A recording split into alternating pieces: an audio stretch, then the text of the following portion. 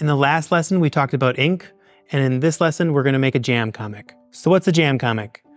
When I was younger, I started making comics where I would draw a panel and then I would hand it off to my sister, and then my sister would draw the next panel and we would go back and forth. But it wasn't until later that I realized that this was a pretty standard practice in comics, that a lot of people did this. So we're gonna do like a solitary version of that, a jam comic by yourself.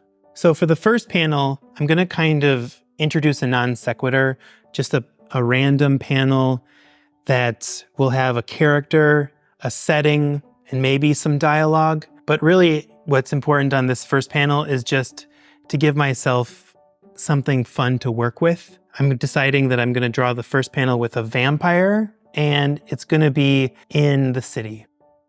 Even when it's on a square piece of paper, I like drawing the panel border just because it kind of gives me like a viewfinder to look into the world. It helps me think about it a little bit more. I'm gonna have a vampire, maybe a sad vampire, kind of hovering down the street. And when you're working on your non sequiturs, it's really just what you like to draw. I like introducing things that I just find fun to draw. So for this, I'm kind of treating it like it's a rough draft. It doesn't need to be perfect. It just needs to show what I want it to show in as simple way as possible.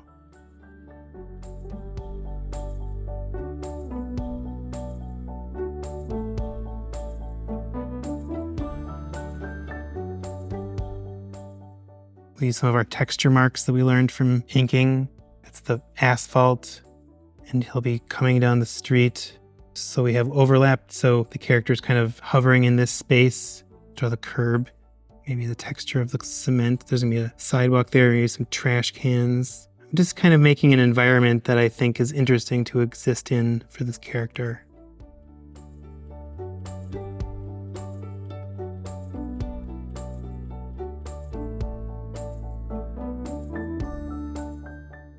Maybe I'll draw some bricks on the side of this building to show that it has a surface, maybe even a window. Maybe he'll be crying an actual tear. So this gives me enough to kind of think about what I'm going to do in the next panel. So for the first panel, I chose to have the character front and center and hovering here. I like to think about each one of my panels as a vignette of sorts, but also kind of like a diorama, as if I'm looking into a box and I'm looking at what matters. So for this panel, I've decided what matters is that there's a sad vampire floating down the street. So it is important to me to show what kind of environment he exists in, but also that he's sad and that he's going somewhere. In the next panel, I'm going to draw what happens before that. So now I have to think about what happens before this panel. I'm going to have a small argument with a werewolf. The important thing about this image is that there's going to be an argument between the vampire and the werewolf, so I'm going to have that sort of front and center. And I have to give the werewolf and the vampire something to argue about, so I'm just right away going to introduce some dialogue here. When I put words in, I try to put my words in early, so I don't have to put my words around the picture. I'm going to have the vampire say, or the werewolf say, "It is your turn to wash the dishes."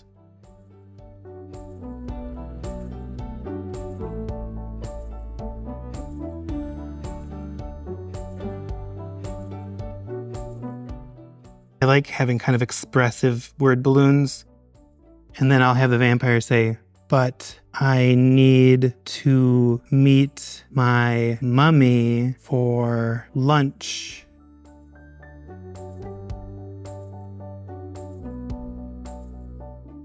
This is where the sadness is coming in, because he has to do dishes, but also he has to meet his mother for lunch, or his mummy. Okay. I like using body language in my comics because the more you can convey with body language, the better, because then you don't have to get too much into the words. One of the nice things about comics is that you can really try to express things just in pictures. I haven't finished the werewolf yet, so I gotta do that. Maybe I'll have some drool coming out of his mouth, very werewolf-like. Maybe he'll be wearing a plaid shirt.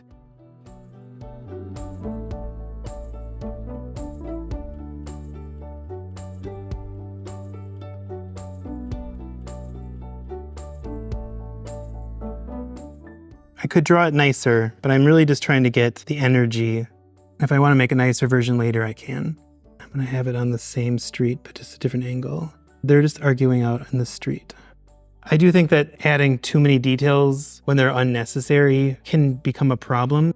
I do think that having things like setting are important, but if it gets in the way of a good story, then you can sometimes drop the setting. The next panel I'm going to do after the vampire is floating down the street. Start again with my viewfinder in here, panel borders. I'm going to kind of break scene. I'm going to draw the restaurant in the distance. Let's make it Italian food. So there's going to be a sign up here that says Italian. So I'll make the sign here, and then the windows, some large windows here. Sitting at the table, going to draw a mummy, maybe with some wine, like a wine glass. The mummy will be waiting here at the restaurant.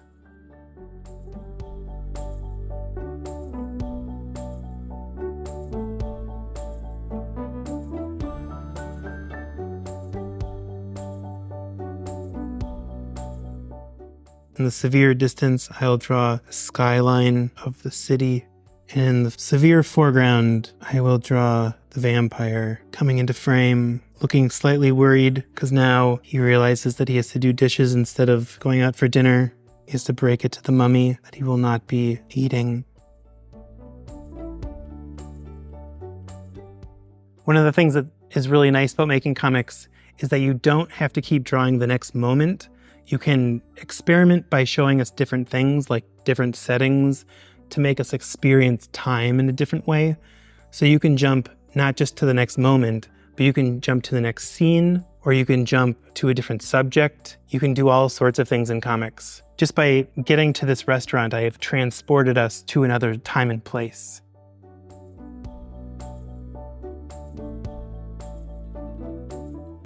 Now I'll think, how will I break it to her? Getting a little crowded here. And just like a word balloon before, where you can hear what somebody is saying, in comics you can also show us what they're thinking. So here I'm going to use a thought balloon instead, and this is what the vampire is thinking. So I'm going to continue with this jam comic. I'm going to draw 3 more panels. Let's see what I come up with.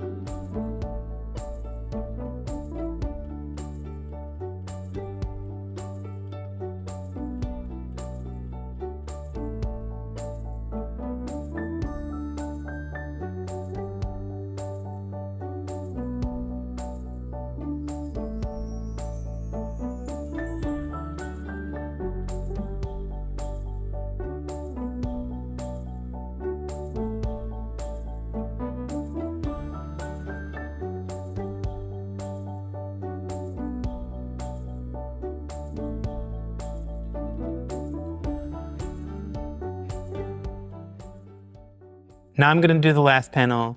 Let's see if it makes any sense.